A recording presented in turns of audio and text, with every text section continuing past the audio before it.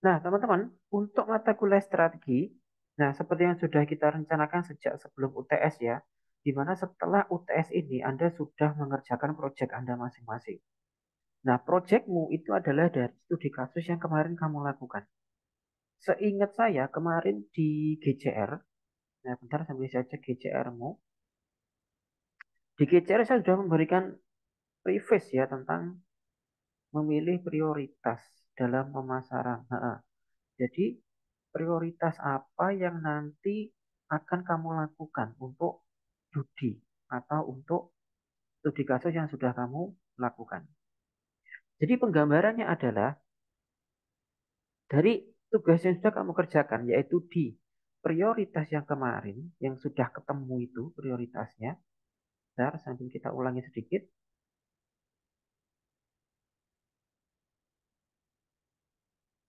Nah, kan kemarin sudah banyak kita bahas itu. Prioritasnya apa?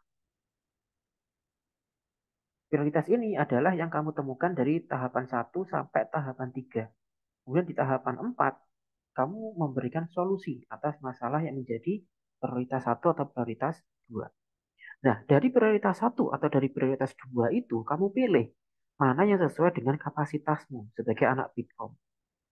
Kemudian, maka tugasmu hari ini sampai nanti menjelang UAS adalah menyelesaikan apa yang sudah kamu pilih itu. Contoh, misal, prioritas yang kamu temukan di tahapan 3 dan kamu berikan solusi di tahapan 4. Contohnya, pemasaran dengan media sosial. Nah, ini kamu pilih kapasitasmu di mana sebagai anak Bitkom. Ya, Ridwan, ada apa Ridwan? Pak, maaf Pak, hari ini mata kuliahnya multimedia Pak. Multimedia apa strategi? Multimedia Pak, hari ini Pak. Multimedia. Ya udah, kamu strategi kapan? Besok kan ya? Ya, Ya udah kita tuker aja. Besok kita masuk ke ya, teknik ya. oke Pak, makasih Pak. Nggak apa. Besok kita teknik, materinya dari besok. Oke, sekarang kita lanjutin bahas yang strategi aja, nggak apa-apa. Kita tuker aja. Nah, kembali ke sini. Kapasitasmu apa sebagai anak Bitkom? Nah, misal kamu di Dudi itu sudah menemukan permasalahan, yaitu pemasaran dengan media sosial. Misalkan pemasaran mereka selama ini dengan media sosial itu payah, misal. Payah, tidak bekerja dengan baik, amburadul, manajemen asetnya tidak baik, misalkan gitu. Nah, itu yang menjadi prioritasmu untuk kamu kerjakan. Jadi, teman-teman, kamu tidak menyelesaikan apa yang ada di sana, ya. Tetapi masalah apa yang kamu temukan di sana, itu yang kamu kerjakan. Maksudnya gini, misal di sana mereka sudah punya Instagram sebagai pemasaran. Nah, Instagram yang digunakan oleh mereka sebagai pemasaran ini, yang kamu katakan, yang kamu nilai sebagai Instagram yang payah, yang aset digitalnya nggak karu-karuan misalkan, ya udah itu miliknya mereka, itu asetnya mereka. Tugasmu bukan memperbaiki aset yang sudah ada, tetapi tugasmu adalah membentuk aset baru. Boleh kita katakan itu sebagai pembanding. Asetnya mereka, lu bandingin dengan aset yang kamu bikin, gitu. Jadi kalau kamu masuk ke sisinya mereka, menyelesaikan masalahnya belum porsimu sekarang. Porsimu adalah kamu porsimu sekarang adalah kamu tahu posisimu di mana, kamu tahu skillmu di mana. Baru itu nanti yang kamu gunakan untuk penyelesaian tahap 4 kemarin, solusi. Nah gitu. Jadi misalkan nih, yang kamu temukan adalah permasalahan di Instagram. Kamu nggak perlu ngotak-ngatik Instagramnya dia. Misalkan kamu ketemu permasalahan web, kamu nggak perlu ngotak-ngatik webnya dia. Tapi kamu bikin tandingannya. Jadi misal, budimu itu jualan tahu, misal tahu goreng, misal. Dalam beberapa fase tetap kita butuh ya bantuan dari mereka, yaitu kita minta aset-asetnya mereka, kita minta aset digitalnya, entah foto, video, nah itu tetap kita minta dari mereka sebagai bahan kita membuat konten. Tetapi ingat ya, jangan ngobrak-ngabrik aset yang sudah ada di mereka. Tapi kita bikin tandingannya. Nah, itu jika misal contoh dari sisi medianya atau digital marketingnya. Misal, di beberapa temanmu kemarin juga sempat menemukan permasalahan tentang SDM. Jadi, jangan kamu obrak-abrik manajemen SDM yang sekarang sudah mereka jalankan. Mungkin mereka menjalankan manajemen SDM, bagi kamu itu salah. Bagi kamu amburadul, that's okay. Bagi mereka mungkin mereka juga sudah tahu kalau itu amburadul. Tapi tidak semua orang itu mau loh langsung diperbaiki. Ya, nggak semua orang. Sekali lagi, bahkan orang itu dia tahu dirinya salah. Tetapi belum tentu. Nggih, Bu, sama siapa? Sama Bu Ida.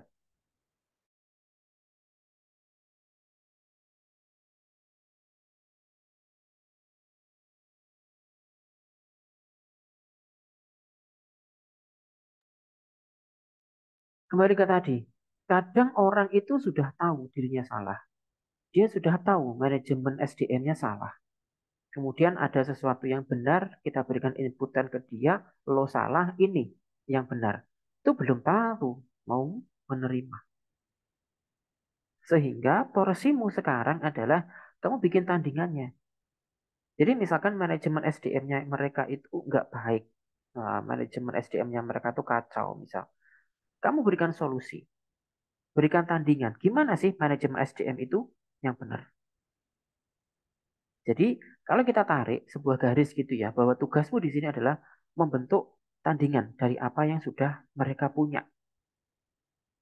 Jadi sekali lagi jangan masuk ke frame-nya mereka. Tapi Anda bikin solusi sesuai dengan kemampuan Anda saat ini dan sesuai dengan apa yang sudah kamu temukan kemarin. Nah, proyek ini ya, memperbaiki apa, kapasitasmu di mana, ini yang akan kita lakukan mulai minggu ini sampai nanti UAS. Gitu, teman-teman. Jadi proyek, misal kamu menggunakan media sosial.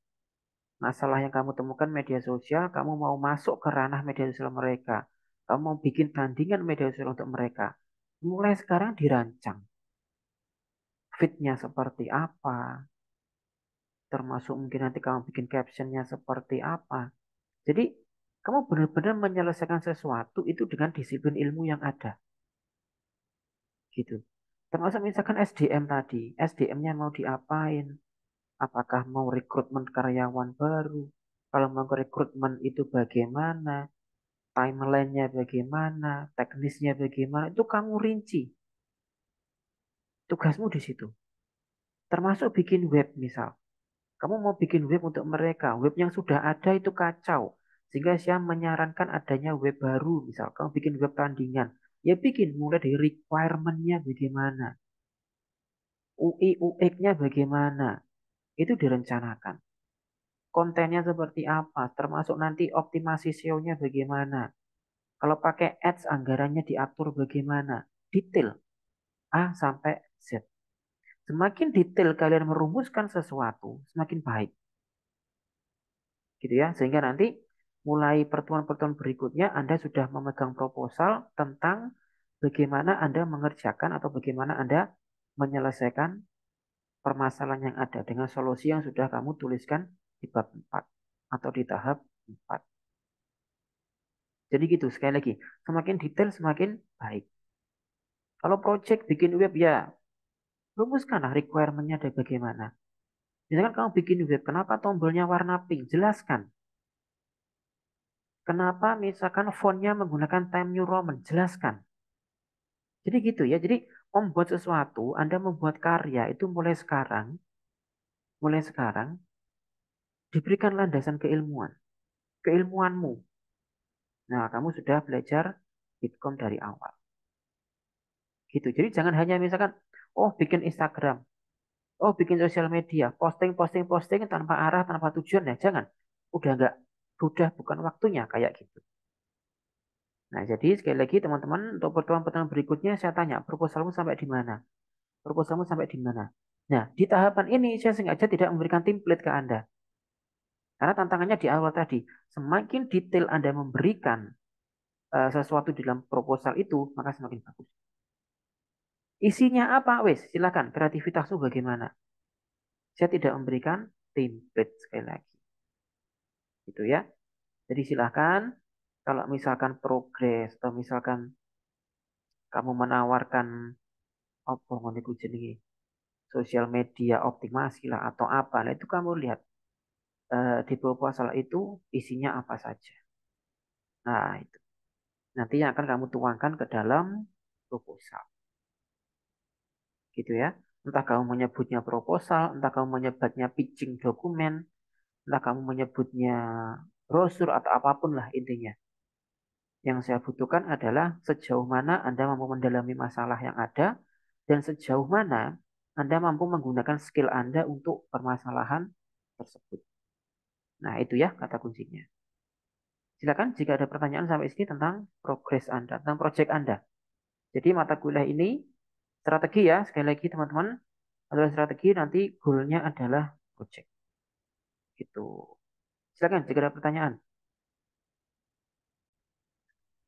Sekali lagi, prioritas satu atau prioritas dua itu silahkan kamu ambil, kamu pilih. Prioritas satu atau prioritas dua itu adalah dari hasil di tahap 3 dan tahap 4 ya.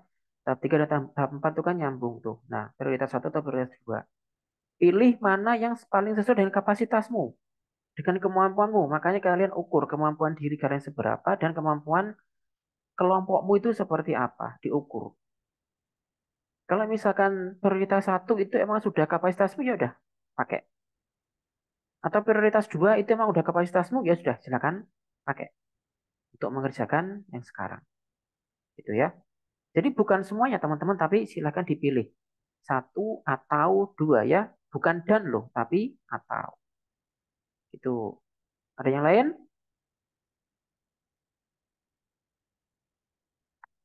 Sudah, sampun? Oke, jika sampun, terima kasih atas kehadirannya ya. Rere.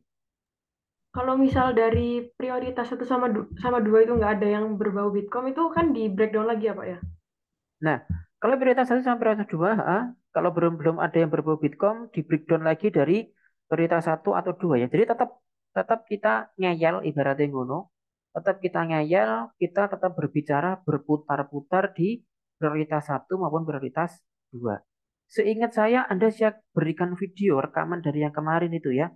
Bagaimana kita nge-breakdown lagi prioritas satu ataupun prioritas dua. Itu kita breakdown lagi. Jadi berarti kita ngeyel di situ. Nggak ada prioritas tiga ya. Jadi kembali ke satu atau dua. Gitu teman-teman. Jadi kita juga sambil berlatih berpikirnya mengerucut ya biar fokus. Jadi karya Anda yang kemarin itu tetap kita pakai. Gitu. Ada lagi?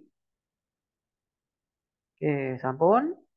Untuk besok berarti kita yang teknik ya. Nah, jadi kita balik saja.